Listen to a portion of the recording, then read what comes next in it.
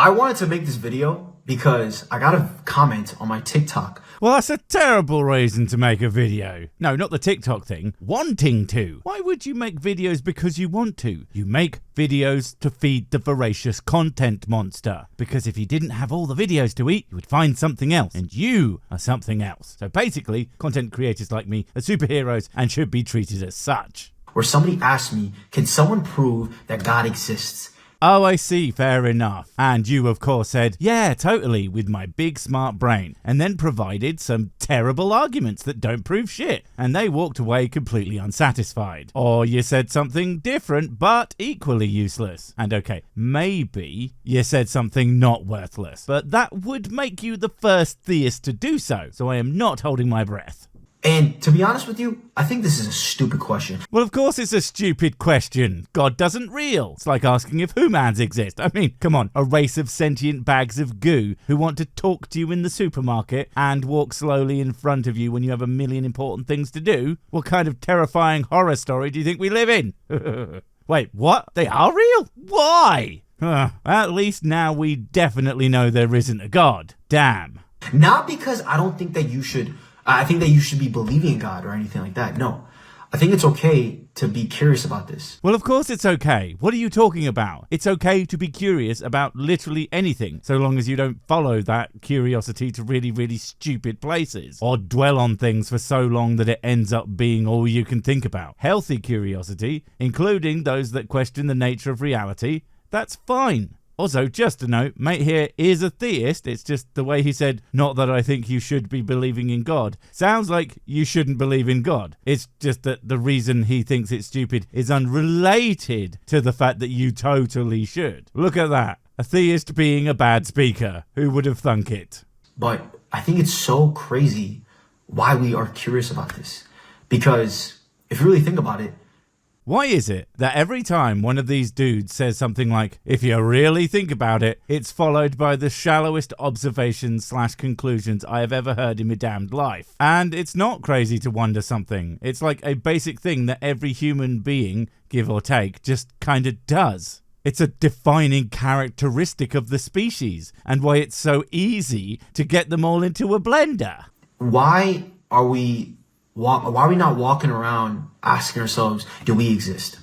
What the shit did I tell you about the pseudo profundity? Are you kidding me? People absolutely ask all the time. You aren't like the first person to ever say or think that thought. And just because you aren't asking yourself that on the regs, because perhaps this is even the first time, perhaps you aren't really asking yourself, but instead using it as a rhetorical point. But none of that really matters since people, again, absolutely do. It's like an entire school of philosophy. To assume that no one is doing this is to be so catastrophically ignorant of other people's thought processes that I'd be surprised if you have any yourself. Right, like what? How can you prove to me that you exist?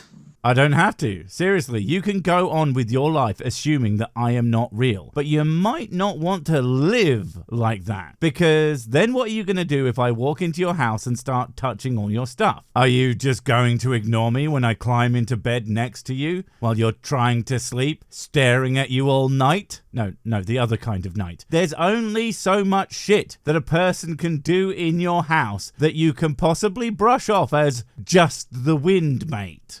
You can't. Even as much as you can tell me, oh, you can see me, I'm talking to you, I can punch you in the face, you know I exist because I can make you feel pain. Well, we could just be living in a dream.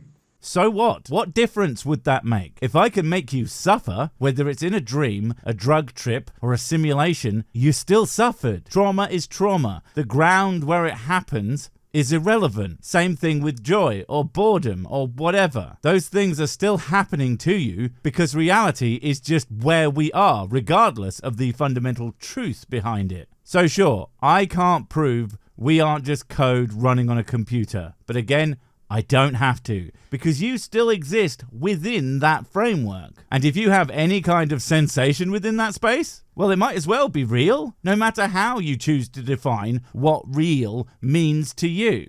We could be living in a simulation for all we know.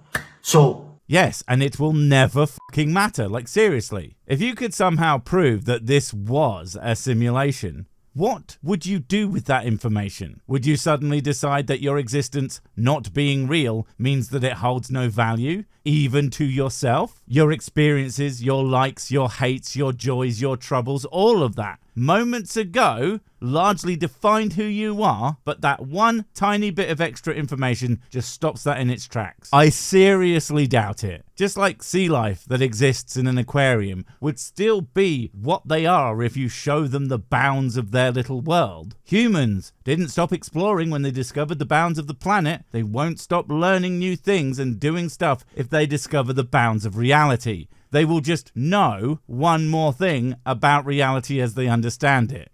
The same reason why you can't truly prove it to me that you exist, I can't truly prove it to you that God exists. Not really, because they aren't the same premises. We likely can't prove we aren't in a simulation, because if we aren't in a simulation, there would be literally nothing above us to discover that could prove that we are. It's the can't prove a negative thing. And if we are, then the bounds of the simulation likely don't contain information about its outer container, or at least not in a way accessible to its internal actors. Why would you? It's supposed to be convincing to those actors. Conversely, you can't prove God because despite your likely insistence that there totally is real evidence, guys, trust me, the things that you would point to as evidence actually aren't, or at best aren't good evidence, and are likely better explained by other ideas and phenomena. Because that's the thing, if we are in a simulation and there is a God as part of that simulation, you know what we might expect to find there? That's right, evidence.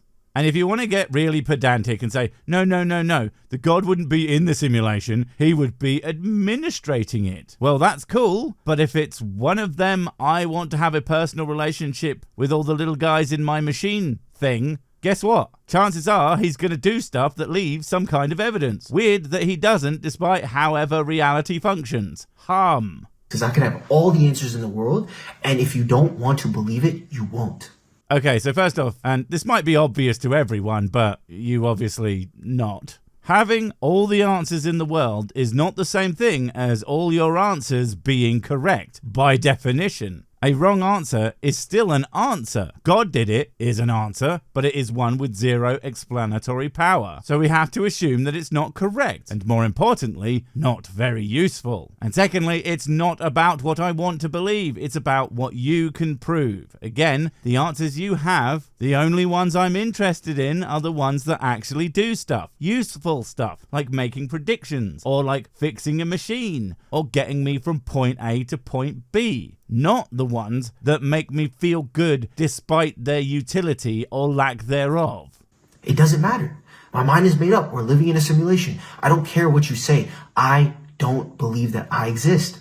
It's not about my mind being made up or what I want to believe. I believe what I believe regardless of what I want most of the time. There are plenty of cold hard facts about reality that I would prefer not be true. I would be greatly comforted if I could choose not to believe those things, but I can't help what is in my brain and what it has decided is likely the truth of the matter. Because I like to make sure that my brain is going to do that based on answers that are convincing to me. Honestly, this seems more like projection on your part, where if you're shown facts and data that don't align with your beliefs, you'll continue believing those regardless. Most people are not that intellectually dishonest, my friend.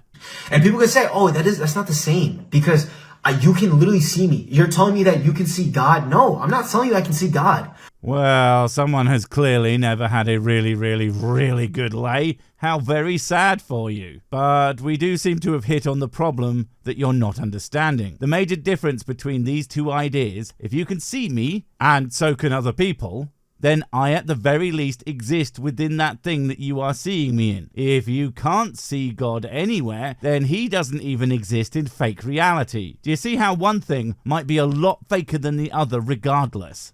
What I'm telling you is that we as humans don't walk around in life ever asking the question, do we exist? No, you don't ask that.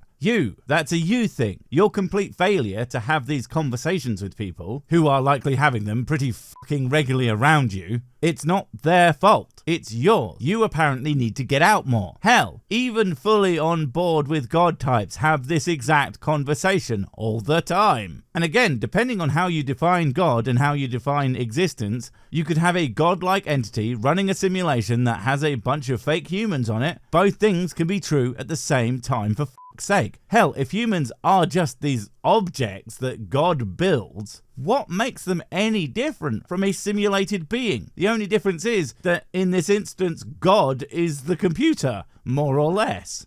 Not because I see you, but it's because I inherently have this feeling in my heart on a day-to-day basis, biologically, philosophically. The neural points in my brain make me want to believe that I exist.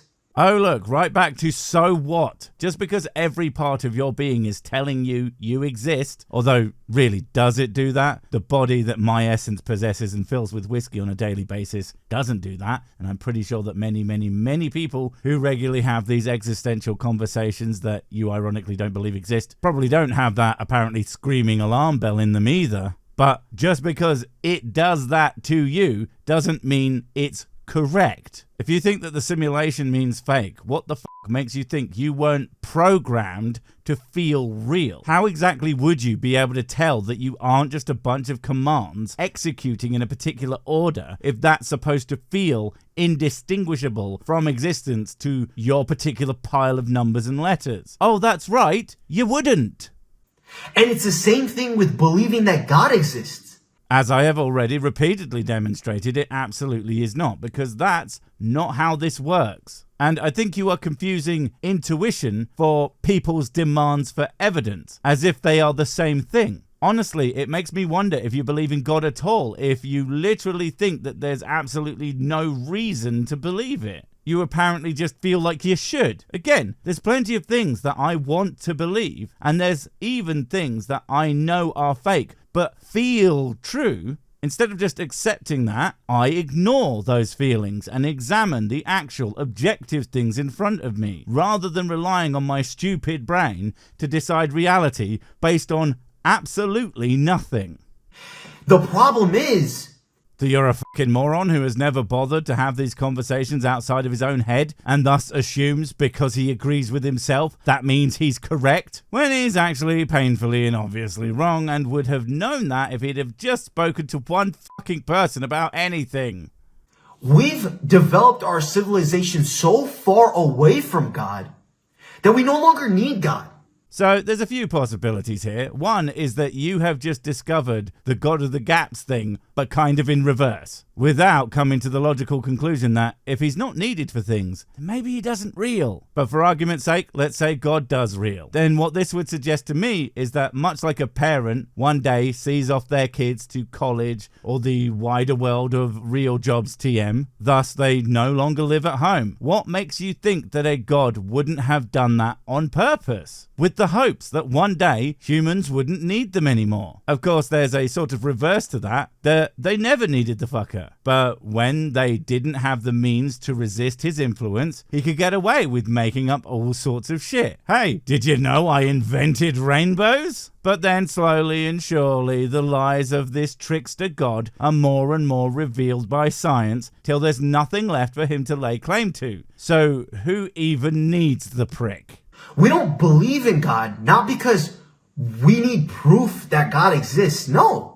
That's like literally why the vast majority of skeptics don't believe in any gods. And the fact that you're not coming in and saying, hey, look at all the proof I have, because in your mind we would ignore it anyway, but you haven't considered that it's just not good enough evidence to move anybody's thoughts on the matter. And that's not because we don't want to be moved, but because extraordinary claims, like there is a God-man who definitely did the universe, require evidence similar to the magnitude of such a claim. There's no need for proof. Just like how there's no need for proof to believe that you or I exist. You just don't need proof for other people because of the practical reality of your interactions with the world. You know that if you want to continue, at least fake existing, you're probably going to have to engage with many other people in a way that even if you claimed not to believe in their existence, would betray such a claim. You would have to treat them like they're real and that they have some level of value. Otherwise, they are going to stop doing things for you. And then you're probably fucked. Inversely, I can treat God like it's a real thing. I can treat the idea like it's utter ridiculous bullshit, and literally nothing about my life would have to change, because causes need to have an effect. If there is no effect, what the fuck makes you think anything other than nothing caused that nothing to happen?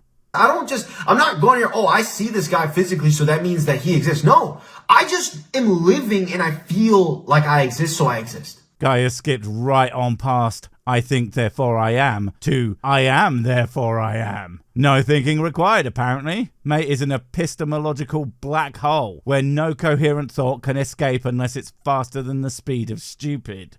Same reason why I feel like God exists, so God exists.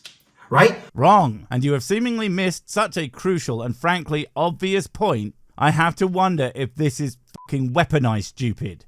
Perhaps you were sent here to kill us all by sheer brain rot. If you feel like God exists, and I don't feel that, whose reality gets to be real? I mean, by your rubric, apparently we're both correct, but that's obviously fucking stupid. So how can we decide? Oh, I know. Why don't you provide some fucking evidence for your positive claim, aka a God exists, and then if I find it convincing, maybe I'll agree with you. And if I don't find it convincing, maybe you should sit down and consider why that might be. And more than just because I don't want to, actually examine why that might not be very convincing stuff. You might very well just come to an epiphany. Although I am not going to hold my fucking breath. Because think about it like this. We as humans are designed to worship. We are. Says think about it and then proceeds to prove he doesn't think about anything. Humans weren't designed, and even if they were, it's weird that they don't seem to have a specific thing that they worship, and many of them don't worship anything at all. It's like designing a car wheel and then being surprised when it just washes all your clothes. Both things spin, but they are far from cross-compatible. And the way to prove it is to show exactly how we live life. All right, last chance for you not to sound like a dumbass. You go for it, mate. Although, to be fair, it's also his last chance to sound like an absolute dumbass. So, win-win, I guess. Every single human on this earth worships somebody or something. And if you're an atheist, you worship something. And of course, I don't. Thesis defeated. Perhaps next time, instead of deciding that you know what happens in other people's brains, you fucking talk to someone before running to the internet to scream from the rooftops about how fucking ignorant that you are. Bye!